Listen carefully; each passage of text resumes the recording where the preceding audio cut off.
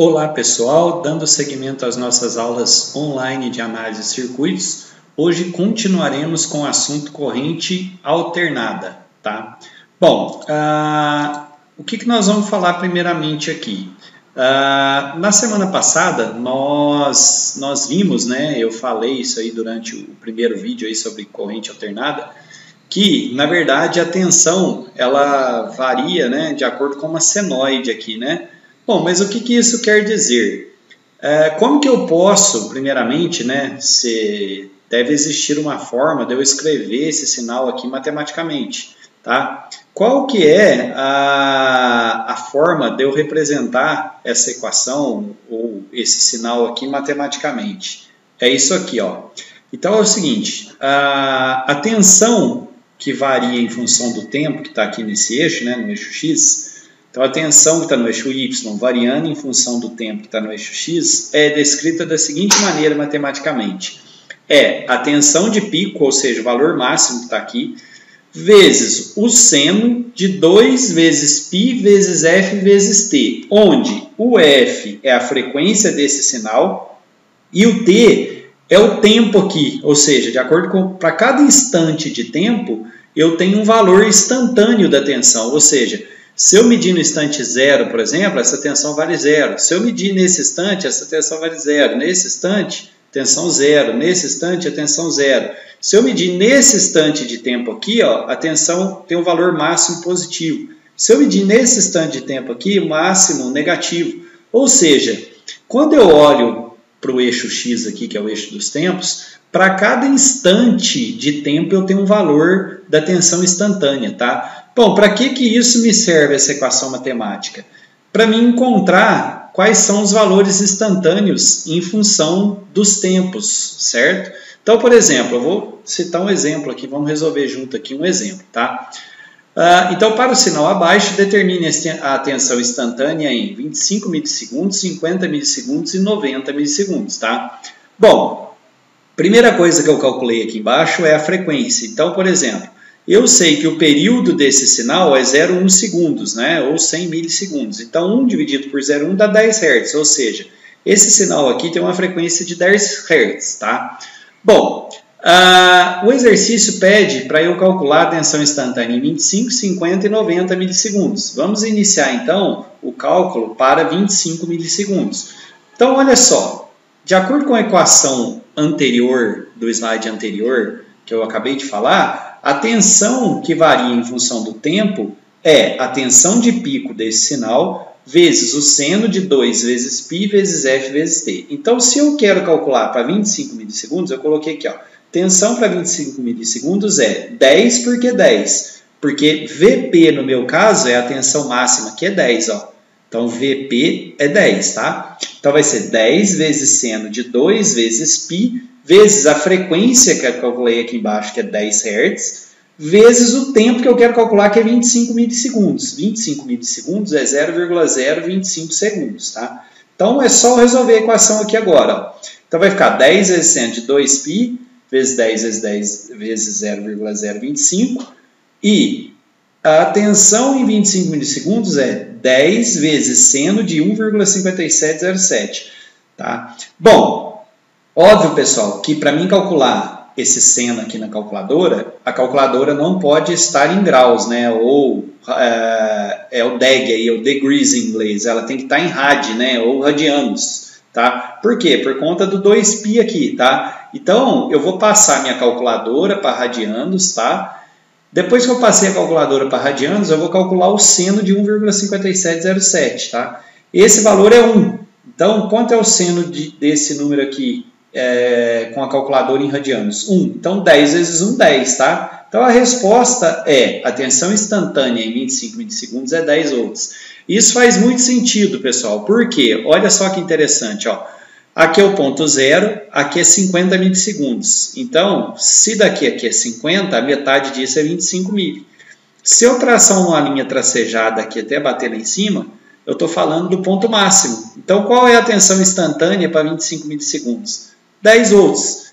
Nesse caso específico, olhando aqui nesse gráfico, né, ou quando eu olho graficamente aqui, eu consigo saber que para 25 milissegundos é 10 volts.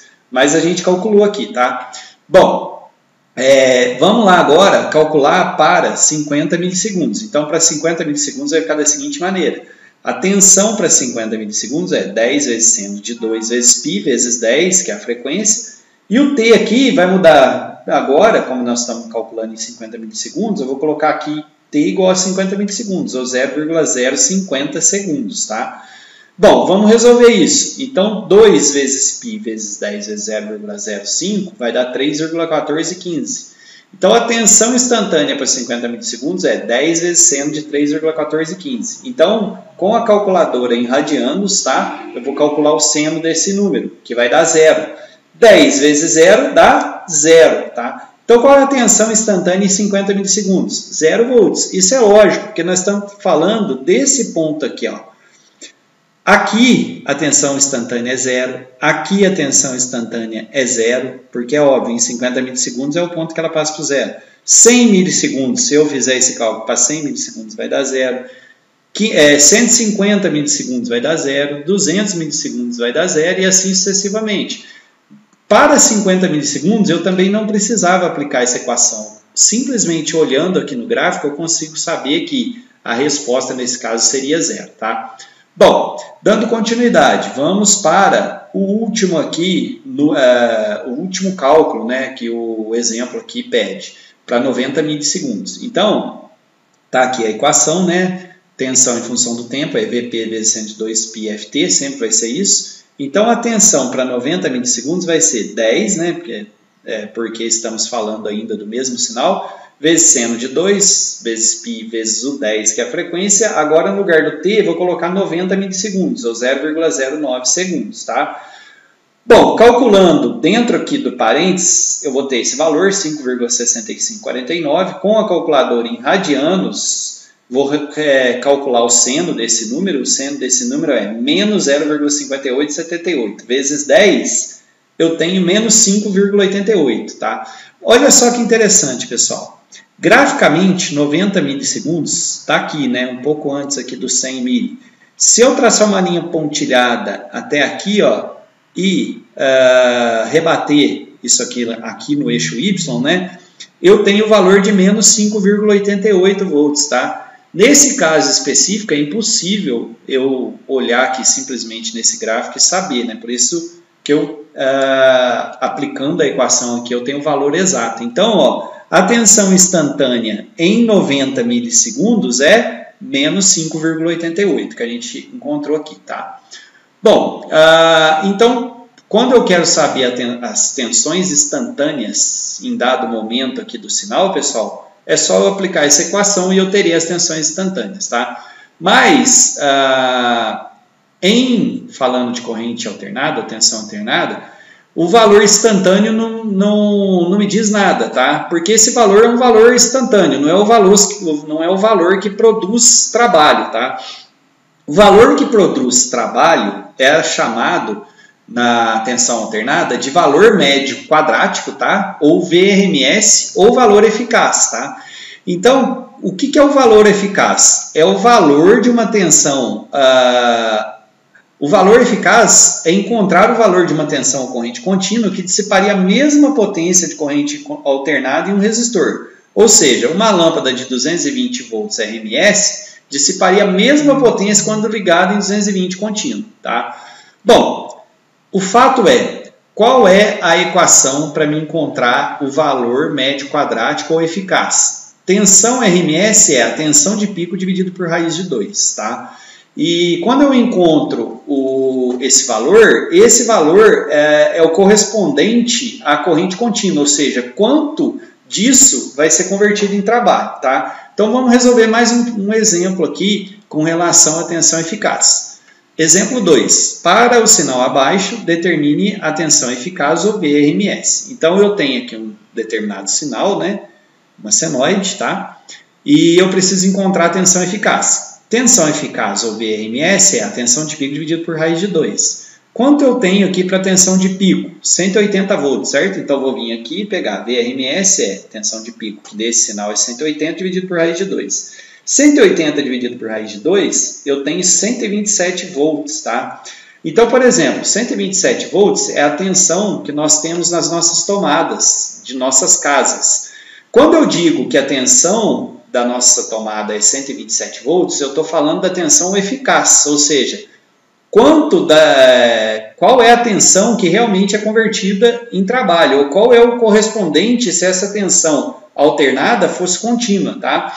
Então, se eu medir na nossa tomada aí da nossa casa com o osciloscópio, por exemplo, este vai ser o sinal que eu vou obter, que atinge até 180 volts positivo e menos 180 volts negativo de pico aí, tá? Então, o que isso significa, né, na prática? Se eu tenho esse sinal aqui, que é o sinal da nossa tomada da nossa casa, com 180 volts de pico e ele é 127 volts RMS, se eu comparar ele com uma tensão contínua, que é o vermelho que eu coloquei aqui de 120 VCC, né, no caso contínuo, o sinal em vermelho e o sinal em azul vão produzir o mesmo trabalho, ou seja, tem a mesma correspondência do ponto de vista de trabalho ou de potência aí, tá? Bom, é isso, pessoal. Espero que vocês tenham gostado da aula. Um abraço a todos.